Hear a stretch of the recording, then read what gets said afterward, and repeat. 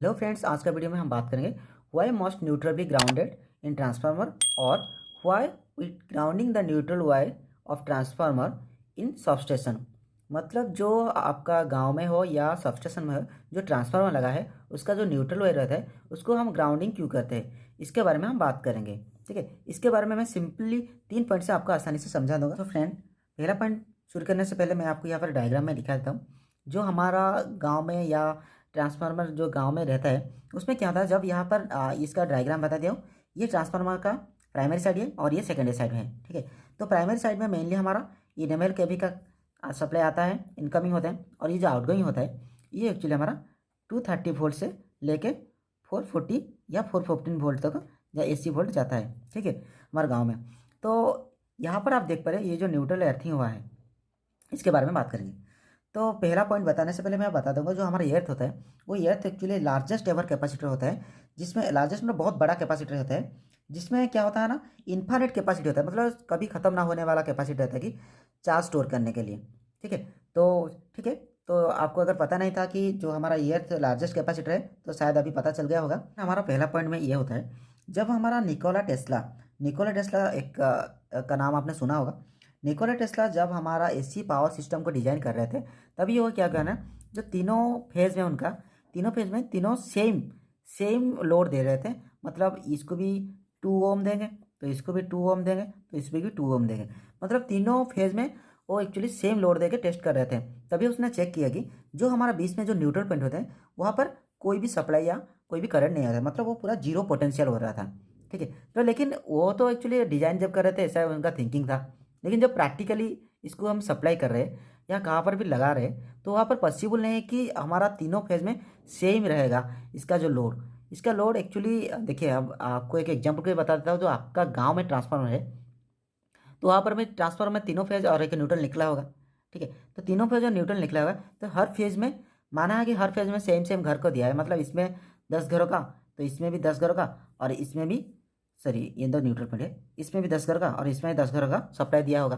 ठीक है, लेकिन ये मतलब सही नहीं है कि जो 10 घरों का जो लोगो है वो सेम टाइम में सेम, मतलब सेम लोड को ही इस्तेमाल करेंगे। ऐसा नहीं कि इनमें फ्रिज लगा देंगे, ये फैन लगा देंगे और ये टीवी भी लगा सकते हैं। तो क्या होना उसी टाइम ये होगा कि जो यहाँ पर लोड है ना, लोड सेम नहीं होगा, वो ये अनबैलेंस लोड हो जाएगा। अनबैलेंस लोड होने की वजह से यहाँ पर जो आप देख पा रहे हैं ये जो पॉइंट में न्यूट्रल पॉइंट में, ये न्यूट्रल पॉइंट में कुछ पोटेंशियल आ जाएगा। जो पोटेंशियल आ जाएगा तो पोटेंशियल कहाँ होगा हमारा, कहाँ जाएगा, जो पोटेंशियल आ जाएगा उसको क्या बोलते हैं हमारा, इसको बोलते हैं हमारा फ्लोटिंग, इसको बोलते हैं फ्लोटिंग न्यूट्रल बोलते हैं। फ्लोटिंग न्यूट्रल होने से क्या होगा, जब भी हमारा घर में जो न्यूट्रल जाता है, न्यूट्रल का काम क्या होता है, न्यूट्रल एक्चुअली होता है रिटर्न पॉइंट, रिटर्न पाथ होता है। रिटर्न पॉइंट कैसे पाथ कैसे होता है, जैसे देखिए यहाँ पर एक लैंप लगाया है। ठीक है, तो यहाँ पर ये फेज है और ये न्यूट्रल है, तो यहाँ से सप्लाई ऐसे जाके यहाँ पर आके ये सर्किट कंप्लीट करता है। ठीक है, तो यहाँ से आगे कंप्लीट कर, लेकिन अगर न्यूट्रल पाथ में हमारा कुछ वोल्टेज रह जाएगा तो पोटेंशियल रहेगा, पोटेंशियल पर वोल्टेज कुछ रह जाएगा। वोल्टेज का काम क्या है, फोर्स, पोटेंशियल मतलब फोर्स देना।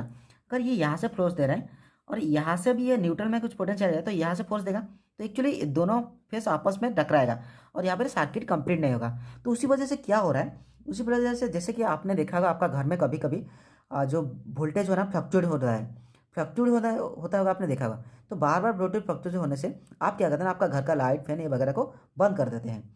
तो क्यों बंद करते हैं, क्योंकि ये बर्न हो जाएगा। ठीक है, तो ये जो फ्लक्चुएशन को रोकने के लिए भी हमारा न्यूट्रल को अर्थिंग करें। न्यूट्रल को अर्थिंग करने से क्या होगा, जो हमारा ये क्या होना, ये शॉर्टेस्ट पार्ट होगा, क्योंकि ये ट्रांसफार्मर है, ट्रांसफार्मर से जो भी यहाँ से फ्लक्चुएशन होगा ये शॉर्टेस्ट पार्ट के अर्थिंग के ग्राउंड को चला जाएगा। जैसे मैं आपको बताया था पहले कि अर्थ इज ये ग्रेटेस्ट कैपेसिटर। ठीक है, तो ये जो चार्ज एक्स्ट्रा चार्ज है इसको स्टोर कर देगा, जो एक्स्ट्रा चार्ज है इसको स्टोर कर देगा, और यहाँ पर हमारा जीरो पोटेंशियल हो जाएगा, जीरो पोटेंशियल हो जाएगा। ठीक है, तो जीरो पोटेंशियल होने से हमारा ये पाथ कंप्लीट हो जाएगा सर्किट, और हमारा घर में जो लाइट लगा है या कोई भी एप्लीकेशन लगा है वो हमारा आराम से चलेगा। ठीक है, तो ये था हमारा पहला पॉइंट कि क्यों हमारा होता है। उसके बाद हमारा दूसरा पॉइंट ये होता है, दूसरा पॉइंट हमारा फेज फेलर।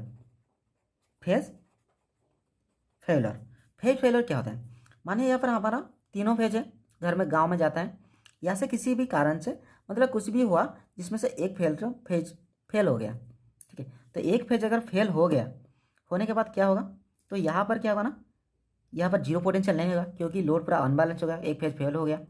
तो ये क्या होगा, यहाँ पर क्या होता है ना, हमारा जो गांव में होता है तीनों फेज का बीच में हम न्यूट्रल का, या देखिए आर भी आर और neutral, Y neutral, B neutral, इन तीनों का क्या होता है ना, वोल्टेज क्या होता है ना 230 वोल्ट, 230 वोल्ट, 230 वोल्ट। ठीक है, और हमारा घर में जो एप्लीकेशन लगा है उस सबका डिजाइन भी हुआ था 230 वोल्ट से 250 वोल्ट, ज़्यादा से ज़्यादा 250 वोल्ट तक वो झेल सकता है वोल्टेज को, उसी हिसाब से उसको डिज़ाइन किया है जो अभी एप्लीकेशन हमारे घर में लगा हुआ है। लेकिन अगर एक फेज फेलर हो जाएगा तो ये क्या हो जाएगा, ये अनबैलेंसिंग लोड हो जाएगा। तो इसमें क्या, अगर अर्थिंग नहीं होगा तो ये जो फेल हुआ ये वाला सप्लाई यहाँ से फ्लो करेगा। तो ये क्या होगा ना, जो न्यूट्रल और आर का बीच में, सोचिए हमारा क्या है, आर फेल हो गया तो न्यूट्रल व्यू और न्यूट्रल वाई के बीच में यहाँ पर क्या है ना, यहाँ 230 वोल्ट नहीं, यहाँ पर 440 वोल्टेज सप्लाई होगा। तो 440 सप्लाई होने से हमारा घर में जो एप्लीकेशन होगा वो सब बर्न हो जाएगा, वो सब डैमेज हो जाएगा, क्योंकि उसको डिजाइन ही किया गया है 230 वोल्ट से।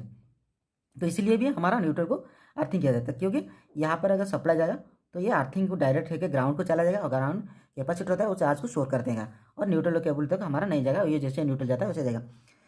इसका एग्जाम्पल ऐसे है कि आपका देखा होगा कि आपका गाँव में कभी कभी एक फेज किसी का चला गया होगा, आप बोलते हैं ना अरे उसका फेज चला गया, हमारा फेज सही है।